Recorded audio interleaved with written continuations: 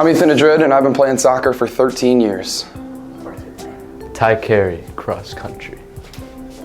I'm Zach Cooney. I swim. I've been swimming for 4 years. I'm CJ Palmiere, and I play lacrosse. I'm Emmett Jamison. I've been playing tennis for 6 years. Alright, so my name is Kylie Bickert. I play softball, and I've been playing softball since I was 4 years old, so about 14 years now. My name is Doyle lerlan. I bowl, and I've been bowling for 6 years. My name is Meili Harlov. I'm part of the Bickert indoor and outdoor track and field, and I've been doing it for 5 years. My favorite memory of swim would be the Mountain Dew Challenge. Every year the team would go against each other in certain swims, and then at the end of the practice we would all chug a Mountain Dew and see who could swim the fastest. I'll say my favorite memory is winning sectionals with the girls and winning states in the 4x4. My favorite memory from Victor softball is probably my sophomore year, my first ever time playing in a sectional game and feeling that kind of like really intense pressure and realizing that like this sport is not just for fun anymore, like it's really for real. Watching Cooper Suey on East after scoring his hat trick. Favorite one probably, well, a good one is when we were racing and we were going against a team that we knew we were going to beat, so the whole team like ran together. Even though people like were faster than others, we all ran together and then like beat them at the end, which was fun. My favorite memory would have to be it was either like 4th, 5th, or 6th grade. We were young. We traveled to Lehigh for Palmiere Lacrosse, and we were playing in a tournament. Made it all the way to the championship, and we ended up playing our neighboring team, Pittsburgh, which was kind of ironic because they're 5 minutes away from us. We were playing them 5 hours from our home. My favorite team memory is at a team dinner when Tony Marcano asked me what my drink was, and before I could explain, he just grabs it, puts his lips smack on the thing, and just takes a sip. That was a good memory.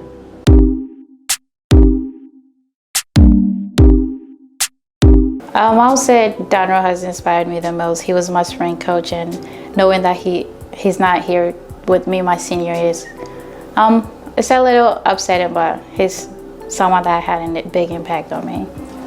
I would say our coach Jamie has influenced and inspired us the most. He's always willing to take time to explain stuff and teach us new things. I was coached by my dad for a really long time, and he's definitely influenced me. We talk about things every single day. He's been my coach since I was 4. And the past few years he hasn't coached me as much, but he's still very much like prevalent in why I love the sport. Someone who inspired me would probably be my dad. He told me to do swimming in 6th grade after I broke my foot to kind of get me back into shape, back in condition. I didn't really think I'd enjoy swimming, but he kind of pushed me to be a better person and to swim more, and I really enjoyed it, and I wouldn't be here today if I didn't have him. Well, my coaches for sure. Modified, Coach Bauerlein, like got me into it, made me love it a lot, and then throughout high school, Coach Hunkovic has been pushing me to really be the best I can, and yeah, he's succeeded pretty well, I think. I'm very grateful for him. I would have to say one of my club lacrosse coaches from Sweet Lax. There's one of the coaches that is like still with me like all the way through, which is Dennis Costanza. He's just a really good guy, good mentor, just a good person in general, also a really good coach. And then he also has a brother that was pretty much the same when I was like really little. Just that family was great. My coaches KB and Cronny, they're great coaches and they always motivate me to do better.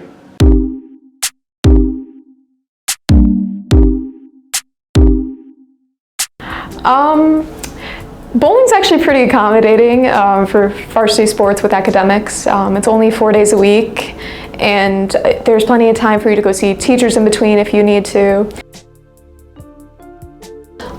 It's definitely been a little bit of a struggle, especially my senior year, I had 5 AP tests, 3 AP classes, and and playing softball, and running my own coaching business with softball full time. It's definitely a learning process. You get used to it as it goes on, but you lose a little bit of sleep, you have some coffee, you move on with your day, but it's not easy, right? It's not something that people can just look over as being easy. You have to definitely learn what works best for you. To be honest, I'm not really good at balancing academics and athletics, but I do notice that when I'm in season, I'm a lot more motivated to get better grades, so I'm not failing classes, and so I can actually do the sport. It goes student, athlete. Student first, athlete second. You can't play lacrosse if you're not passing your classes. It's a pretty fine line. You can't cross it. If you're failing, you can't play. So if you're a bad student and a good lacrosse player, you just have to be a better student than you are a lacrosse player. Well, with athletics and academics, there's a lot going on in my life. I have about multiple practices a night and, of course, tests and homework to worry about. But I find that it's easier when I'm in sport and when I'm in season because I have a strict schedule. I can go into a day knowing exactly what I'm going to be doing from start to finish, and it just makes it easier for me to get all my work done.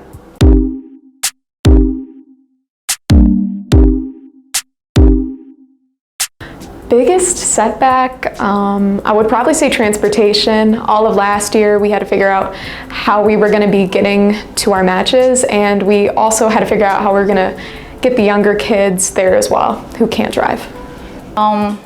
I mean, there's been a lot of setbacks throughout the 5 years, but you have to move on from it. That's the only thing that you can do to move forward. Well, obviously it was tearing my ACL in April of 2021. It was a tough thing to miss my senior season of soccer, especially something that I've been doing for so long. But with great teammates and great coaches, I was able to overcome it and get back. And I'm proud to say that I'll be returning to sport tomorrow. I injured my shoulder last year and I had to get PT on it, but now we're good and I'm ready to play.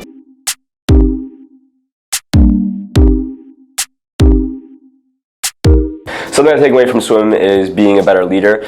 I was swim team captain junior and senior year, and both those years I really found it in myself to get out of my comfort zone and be very vocal and then supporting my teammates, being better, making sure they're doing what they're supposed to be doing and being the best people they can be, as well as being the best person I can be.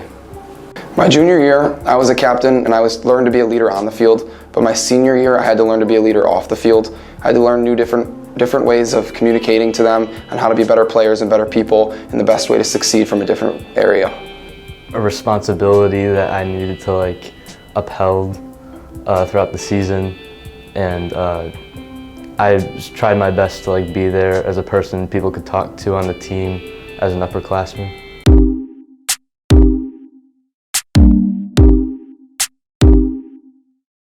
I've taken away that failure is okay. Softball is such a big failure sport, and that learning how to accept failure and learning how to accept how to grow from that is something that not a lot of people get from sports. A lot of sports are success-based and how good you are or how much work you put in, right? But softball, you can put in so much work and still fail, right? So it's really trying to move on from that and take out the lessons from that. What I've taken away is you never know where something's gonna go, so you might as well do it anyway. You just want to quit, you want to give up, but you got to find in you to not give up and keep going, and I think the mental aspect is the most important. I mean, you don't have to be the most physically demanding for swimming, you don't have to be the biggest guy or the tallest guy, but mentally you have to be the toughest.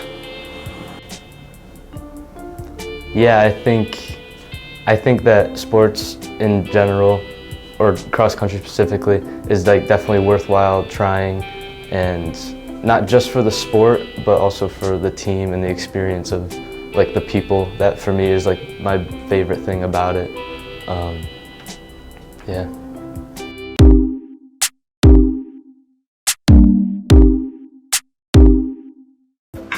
Honestly, I think there's a hot spot for sports. It doesn't really matter what sport, we're going to be decent at it no matter what. We have probably some of the best youth programs around, so that's why we're as good as we are today, especially in lacrosse. We do programs that are just full of kids wanting to learn and play.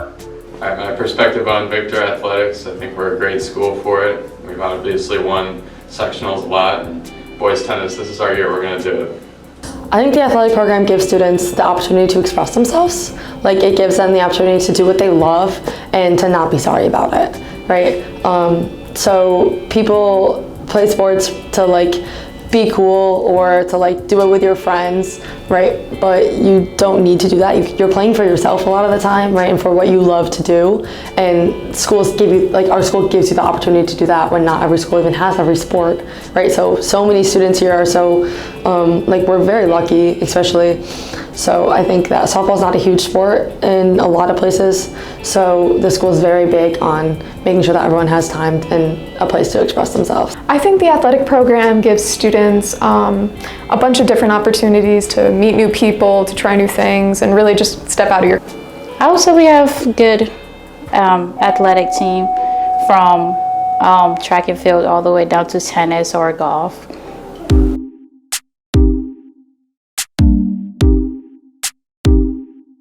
I think students should be involved in sports because it gives them a team and people to compete with, and it allows you to push yourself every day, which is important.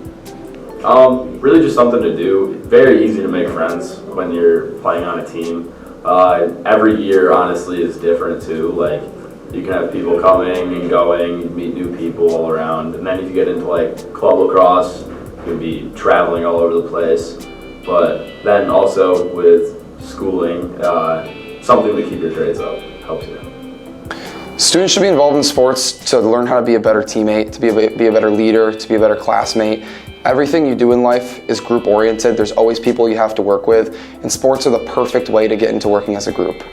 The team is definitely really important. If you put in a sport, right away you have all these friends, and usually, at least for cross country, everyone's really nice, and you get really close with those people and make good friends.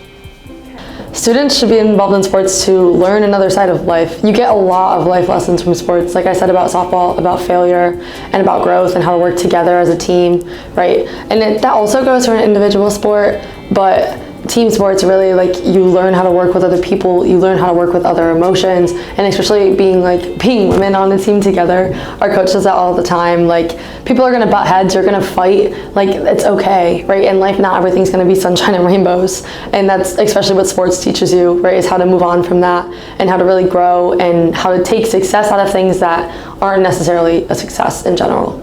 I think students should be involved in sports because you get to meet a lot of different people, and you get to make a lot of friends, and you get to try a lot of things you wouldn't try otherwise, and it's just a great experience.